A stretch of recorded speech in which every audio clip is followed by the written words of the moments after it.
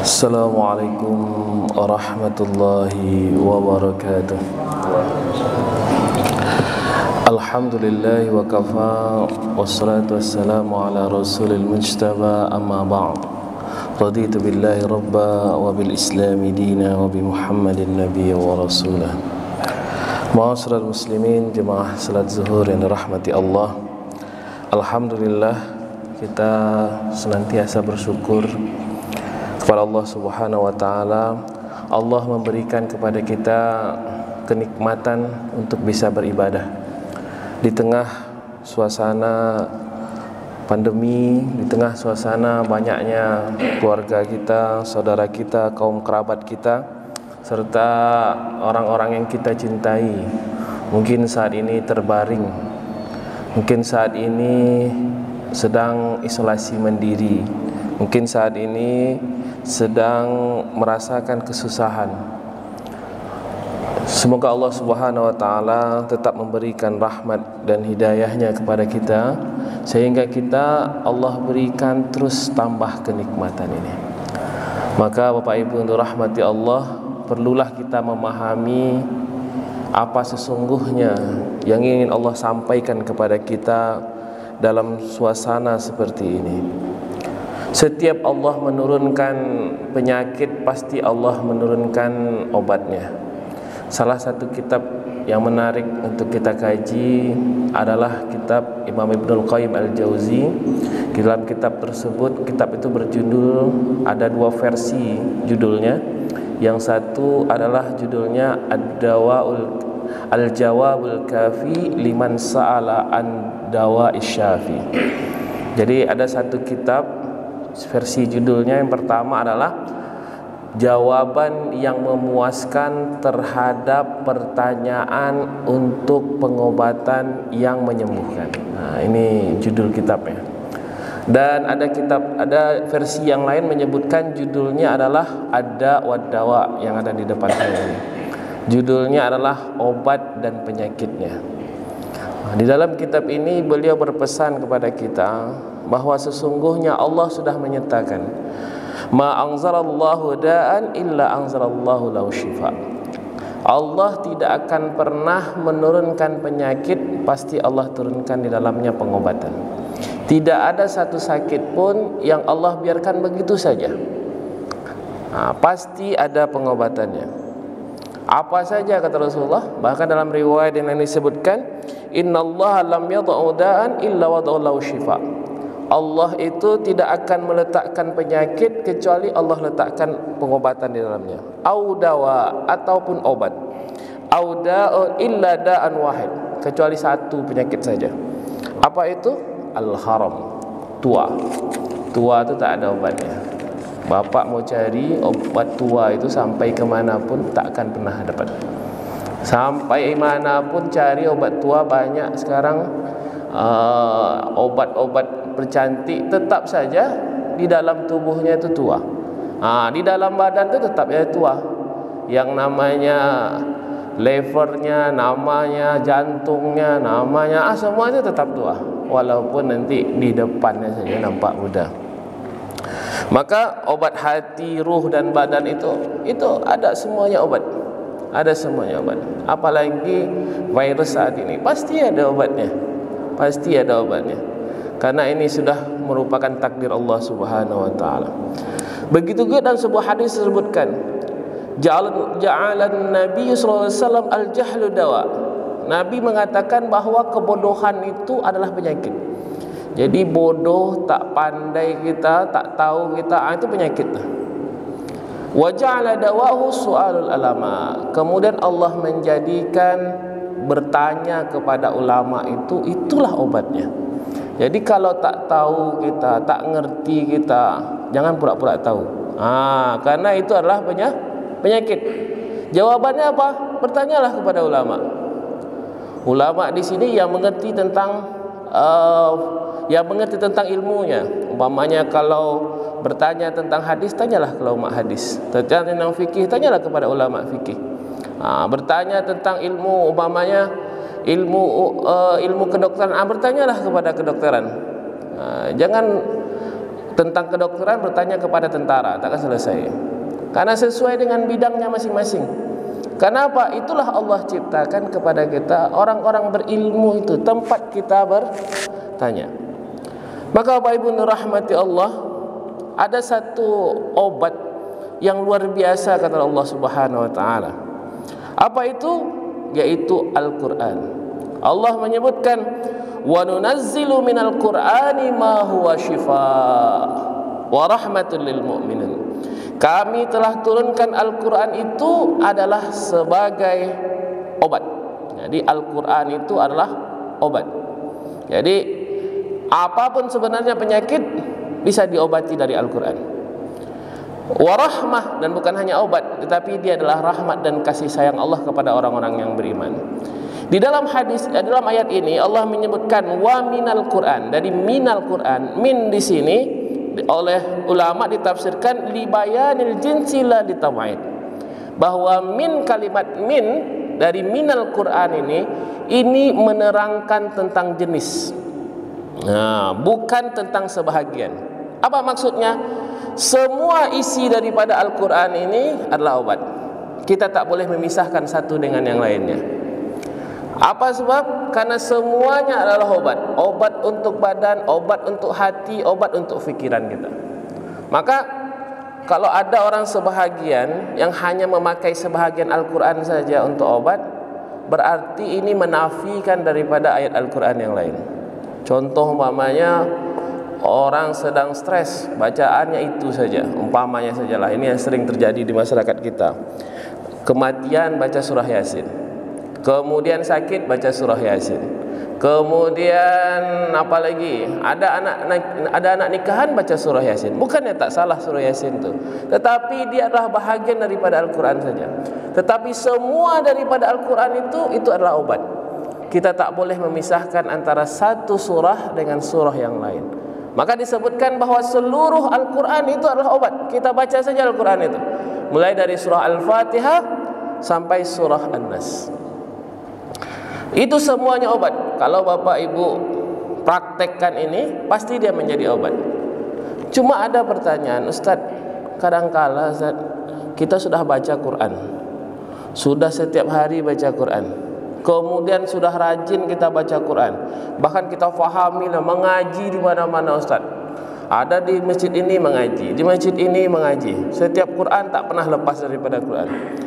Tapi kenapa doa saya tidak diterima-terima Ustaz? Nah, ini menjadi pertanyaan biasanya. Jadi kenapa tidak diterima Ustaz? Mungkin menurut Imam Ibnul Qayyim Al-Jauzi ada beberapa sebab kenapa doa itu atau Quran, baca Quran kita itu belum menjadi obat.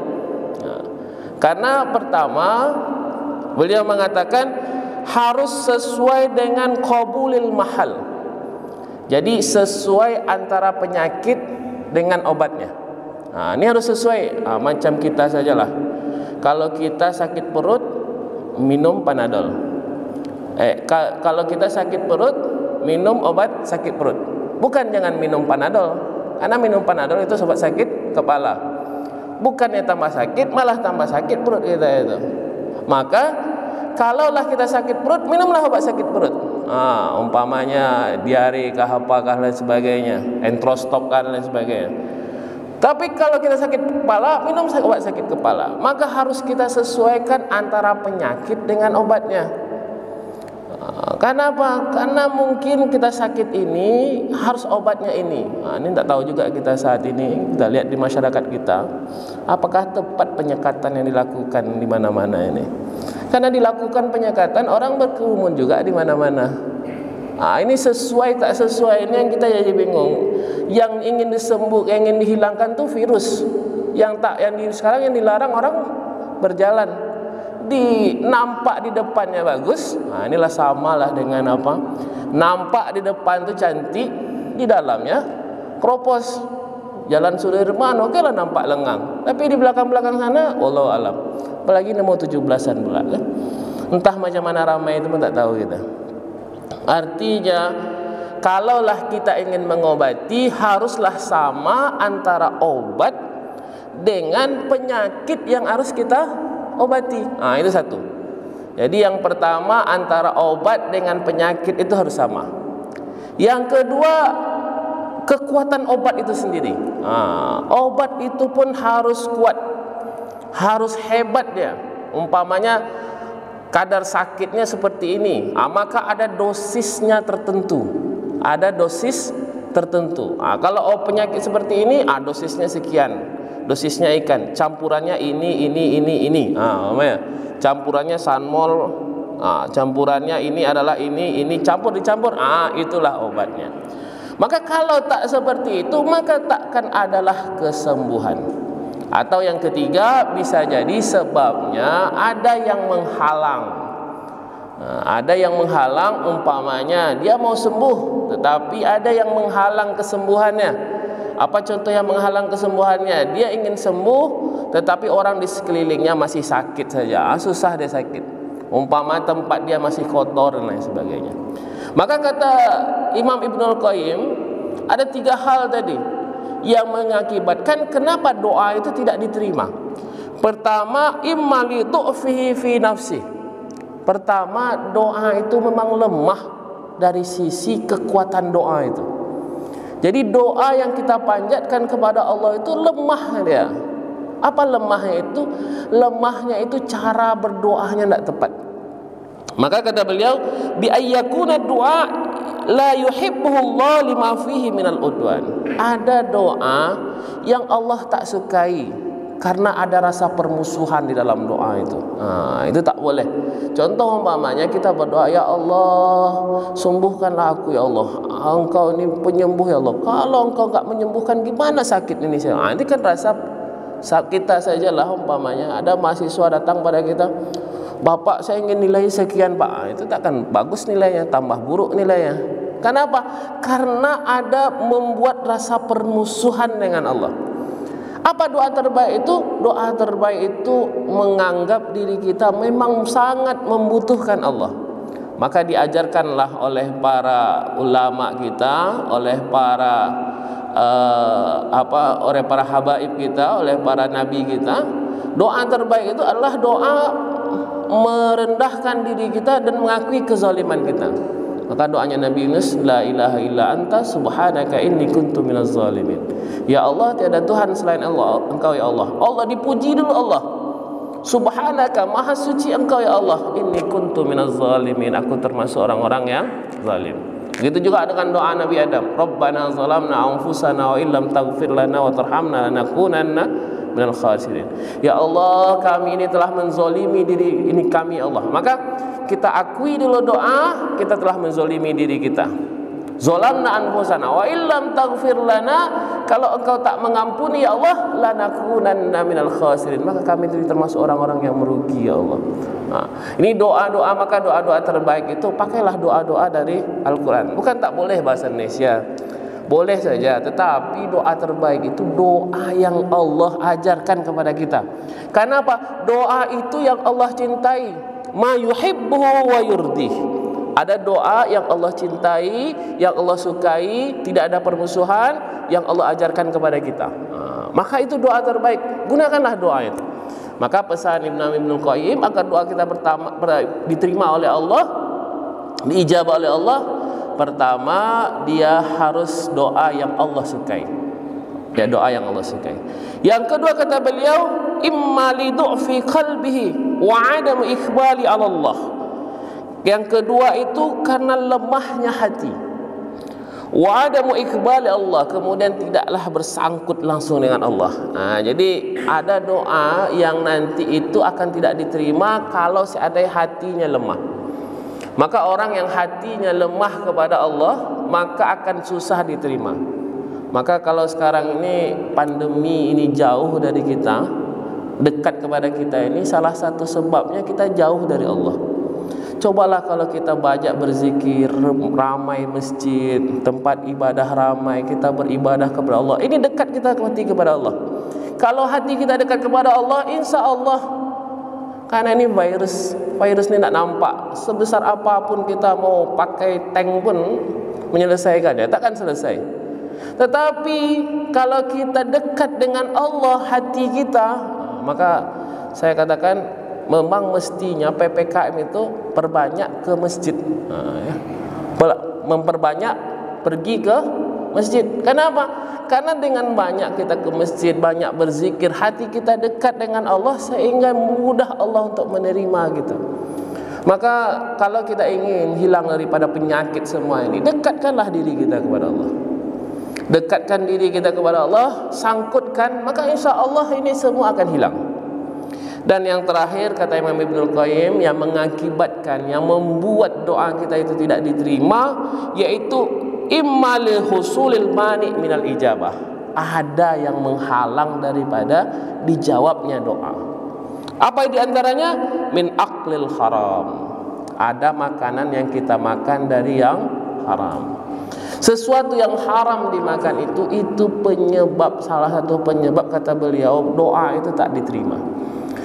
Permintaan penyakit kita, maka biasanya kalau kenapa rahasianya ya? Kenapa rahasianya? Orang yang sakit itu dijenguk.